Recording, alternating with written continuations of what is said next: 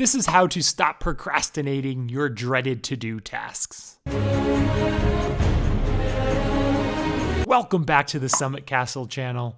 Derek Van Shake here. I think we've all been there. We've all had those tasks where we pretty much have to do, but really don't want to do. What happens? We procrastinate them. We put them aside, and the longer we put those tasks aside, the more apprehensive and anxious we feel about doing them. You may have things on your to-do list now that fall into that category, or at least a number of past examples. Maybe getting your taxes done, having a difficult conversation with an employee, or the classic example of writing a college term paper. We've all been there, but think about how less stressed and at ease you would feel if you didn't feel like those dreaded tasks were holding you hostage. Impossible? Not at all. First, we need to understand why we dread the task in the first place. Many times it's because we poison our minds with all the negative thoughts that give the dreaded task so much power over us. For example, we say, it's gonna be torture going through all those documents. Or, I wish I could be watching football instead of doing this task. Or,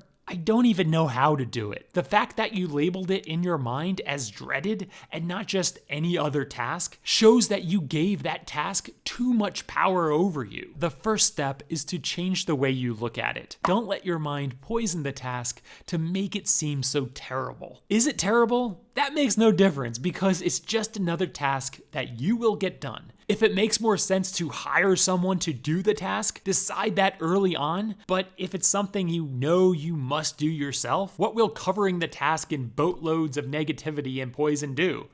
Nothing positive or productive, that's for sure. By doing that, you'll just want to put off the task even more and really dread it when you're finally doing it. The second step is to think positively about the task. We already talked about not poisoning the task, but it's nearly impossible to have no opinion about it whatsoever. Therefore, with all of your tasks, think of all of the positives of doing them. Yes, this will take some creativity. For example, if I put my tax stuff together, I'll get to learn more about how taxes work, so I'll know how my business can become even more profitable next year. Or if I go to the gym today, I'll get to meet some interesting people. If you put positive thoughts around all of your tasks while reducing the negative thoughts, you won't dread doing any of your tasks. Yes, you may always prefer doing one thing over another, but you won't be dreading anything on your to-do list. The third step is to start small, whether the task is large or small. Yes, the task may be a major endeavor, but always start small with the most basic thing you can think of generally associated with the task. Also, when you start small, start with absolutely no commitment of finishing a certain amount of that task. This will allow you to just get the ball rolling. And once the ball is rolling,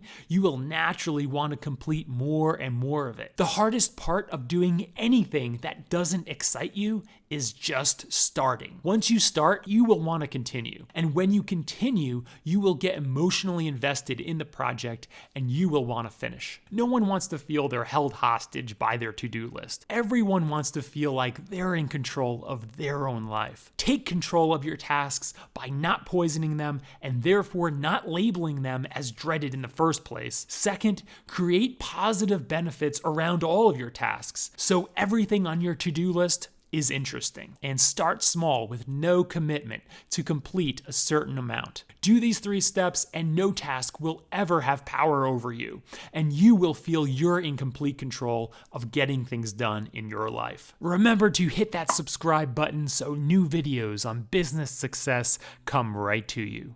And we'll see you at the top.